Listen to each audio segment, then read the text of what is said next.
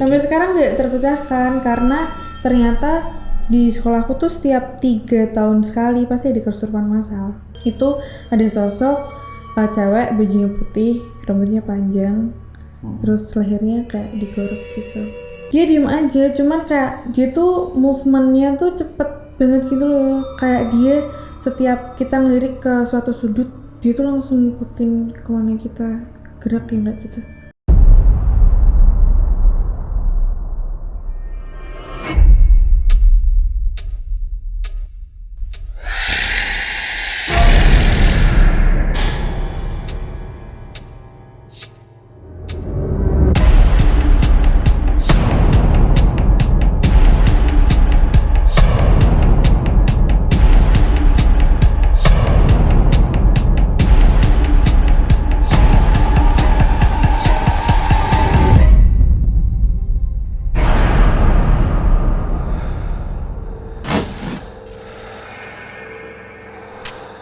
Halo Sobat Mistis, kembali lagi di Ngeri View Mistis.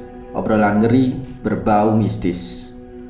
Nah, kali ini kita kedatangan narasumber. Dia cewek, dia mempunyai cerita tentang waktu persami. Kejadiannya tahun 2019 di sekolahnya.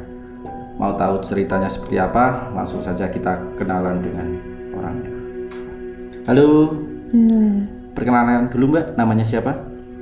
Perkenalkan, namaku Karin. Karin siapa? Karin aja. Karin dong. aja.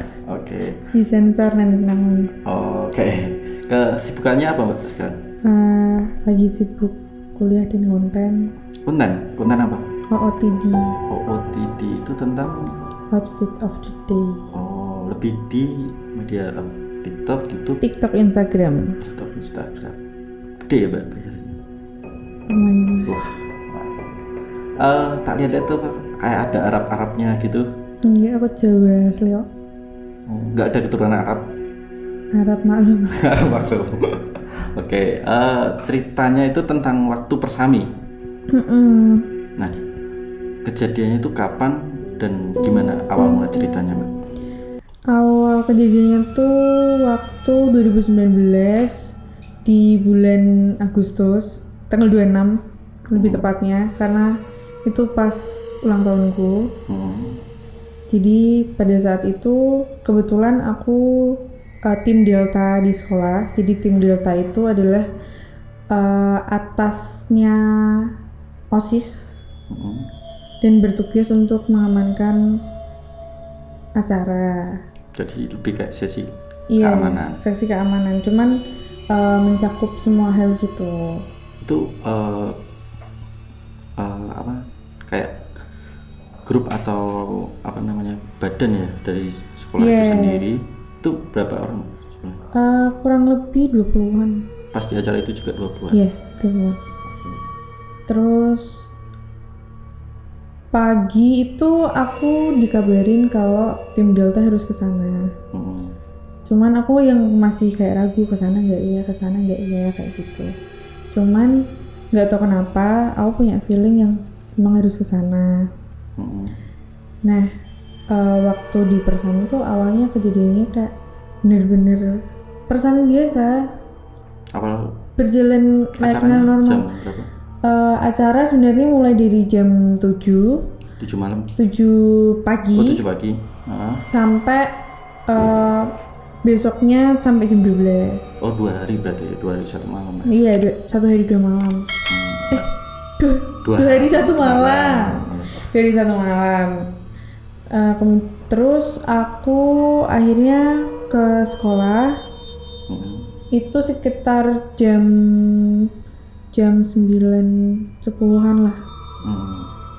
Di sana teman-temanku udah ada di sana sih dari sore, cuman aku nyusul. Awalnya berjalan seperti kegiatan persami pada biasanya. Terus kemudian tiba di saat sesi api unggun. Nah, di api unggun itu ada kayak pembacaan dasa dharma untuk ngidupin si api unggunnya ini. Ini pertama kali banget aku yang melihat hal-hal yang kayak gitu baru ini. Baru kali ini. Oke. Api unggun ini sekitar jam 12-an kan. Pada saat itu aku seneng dong karena waktu api unggun kan bertepatan sama hari ulang tahunku. Oh, pas pergantian harinya. Pergantian hari. Tapi ternyata waktu api Dasa Dharma yang ke-10, waktu peletakan obor, itu ada bunyi letupan di api unggunnya. Aku nggak tahu ini letupan api dari obornya atau dari minyaknya, aku nggak tahu. Terus api kemudian membesar, terus redup secara perlahan, dan di saat itu juga banyak yang kerasukan. Kerasukan langsung. Iya. Itu banyak berapa? Sekitar di atas 10? Di atas 10, ya 20-an apa. Itu serentak semua? Awalnya tuh cuman yang enggak langsung 20 gitu kan. Awalnya kayak satu kayak gitu. Tibalah di saat ada temanku, dia badannya gede, suaranya cukup gede juga. Maksudnya laki banget gitu kan. Dia datang dengan suara yang cukup anak kecil dan nanya kayak, kamu punya pensil nggak, sambil goyang-goyang kayak gitu kan. Aku ngiranya tuh kayak, oh ya mungkin dia dibuat-buat atau gimana, kayak yaudah biasa aja gitu. Terus temanku notice dan akhirnya bilang kayak, Rin kayaknya nggak beres deh, kayaknya dikerasukan. Itu yang pertama. Terus teman-temanku yang kerasukan yang lain, aku nggak ngerti betul mereka kerasukannya gimana, cuman emang banyak yang teriak-teriak, terus tiba-tiba nangis, terus ketawa yang kayak gitu. Terus akhirnya mereka dibawa ke satu ruangan. Jadi kalau di SMA aku tuh tatanannya lebih kayak lobby, terus persami di lapangan, di koridor kanan itu ruang guru. Terus di sebelahnya tuh kayak ada bilik yang sambung sama ruang guru itu. Yang kesurupan semuanya dimasukin ke sana. Nah, waktu perjalanan di sana itu ada sosok yang ada di kamar mandi. Kamar mandinya itu masih satu deret sama ruangannya itu. Jadi kamar mandinya di paling pojok, jauh dari lobi utama. Itu ada sosok cewek, bajunya putih, rambutnya panjang, terus lehernya kayak digeruk gitu, berdarah-darah sebenarnya. Berarti kelihatan darahnya mengalir gitu? Kelihatan, masih kayak yang terus netes gitu. Dan itu nggak cuma aku yang lihat, jadi ada beberapa anak yang lihat juga, temanku juga lihat. Terus akhirnya aku inisiatif buat minta Rafia, aku garisin dari habis ruangan, terus satu ruangan itu aku garis biar murid-muridnya sama anak-anaknya juga nggak pada masuk ke sana. Tapi aku masih kayak kebayang gitu loh sampai sekarang mukanya gimana, karena itu bener-bener yang jelas itu. Dia ngapain? Diem aja? Dia diem aja, cuman kayak dia tuh movementnya tuh cepet banget gitu loh. Kayak dia setiap kita ngelirik ke suatu sudut, dia tuh langsung ngikutin kemana kita gerak kayak gitu. Kelihatan mukanya kan? Kelihatan banget lagi tuh. Terus setelah itu habis aku garisin pakai Rafia itu, aku masuk ke ruang guru. Dimana di situ tuh juga karena nyambung jadi satu kan, di situ juga ada temanku yang kesurupan.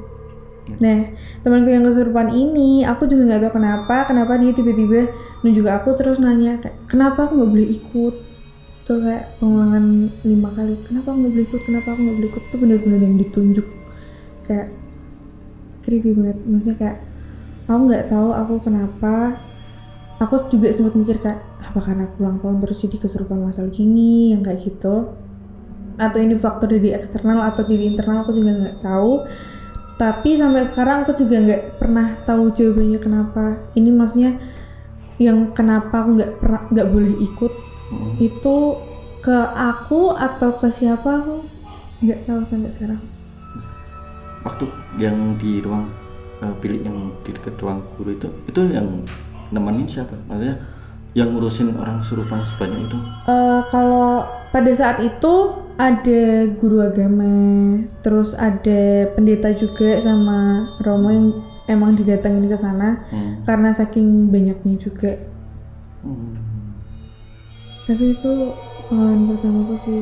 Nah nggak cuman itu, setelah aku yang ditunjuk-tunjuk itu, aku akhirnya keluar dari ruang guru dan itu aku lihat kayak ada monyet gitu beberapa di halaman, terus kayak ya monyet, tapi enggak monyet kecil-kecil itu, enggak Seberapa? sepinggang orang dewasa lah. Lumayan gede dong. Iya, dan itu pun juga yang lihat nggak cuman aku, jadi almarhum guruku pun juga akhirnya cerita kalau dia juga lihat sosok yang sama. Itu di lapangannya itu? Di lapangannya. Padahal sekolah itu sendiri kan jauh dari hutan atau Jauh banget. Sampai sekarang nggak terpecahkan karena ternyata di sekolahku tuh setiap 3 tahun sekali pasti ada kesurupan massal. Setiap 3 tahun sekali. Untung kemarin COVID jadi kayaknya nggak ada deh. Oh harusnya tahun kemarin itu. Harusnya ya? Kok harusnya enggak ya sih? Nah, aku mau tanya, itu monyet banyak dan di lapangan, terus dia cuma lari-larian atau Ini kayak manjat-manjat gitu ke pohon, terus kayak lompat dari satu pohon ke pohon lain. Gitu. Atau mungkin anak buahnya dari si Mbak yang tadi pakai baju putih. Nggak ngerti juga. Tapi teman-temanku tuh mereka kesurupannya tuh ada yang ekstrim gitu, sampai bener-bener kepalanya berdenggut gitu. Sakit ya sih, maksudnya kayak apa, ngedengit sampai kayak mukanya gitu. Terus matanya kayak nggak tahu, aku nggak melihat. Nah pas di situ kan Mbak Kari sendiri sebagai tim Delta akhirnya mengamankan orang yang kesurupan untuk ditangani sama guru atau pendetanya yang di bilik tadi ya. Nah yang nggak kesurupan tuh akhirnya dipisahkan, tetap di lapangan kah atau gimana? Kalau yang nggak kesurupan itu tetap di lapangan, tapi tetap dibina sama kakak pembimbing juga, kayak pikiran jangan kosong ya dek, terus tetap baca doa, jangan kemana-mana, kayak kalau mau kamar mandi bilang sama kakak pembina atau pembimbingnya masing-masing, biar nggak ada yang sendirian gitu. Selesainya penanganan kesurupan itu sendiri? Selesainya tuh berarti start dari jam 12-an, selesai benar-benar semua clear itu jam 2:30. Tapi anehnya sosok yang cewek itu yang lehernya digorok itu sampai jam 5 pagi dia masih kelihatan. Masih di situ? Kelihatan.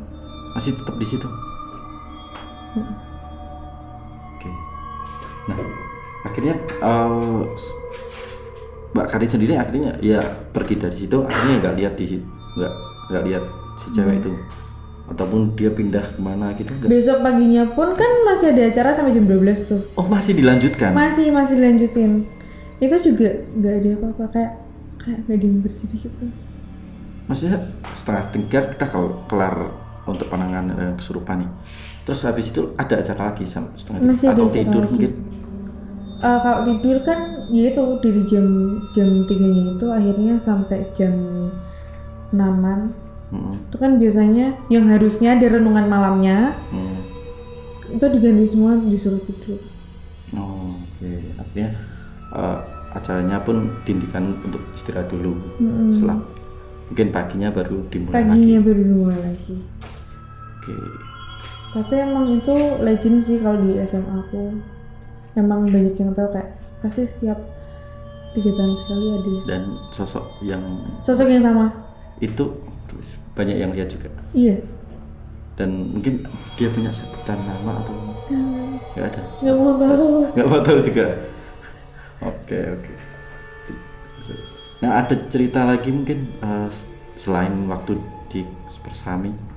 Kupikir itu cuma pengalaman pertama aku ya mas. Ada lagi? Ternyata waktu aku trip sama pacarku ada lagi. Ada lagi? Ada lagi. Waktu di Magelang. Oke. Mungkin kita ceritanya di part yang kedua aja ya. Boleh. Oke. Terima kasih Mbak Karin ya. Oke Sobat Mistis, mungkin ceritanya kita lanjut di part kedua tentang cerita Mbak Karin sama pacarnya waktu trip ke Magelang. Kita lanjut di part yang kedua.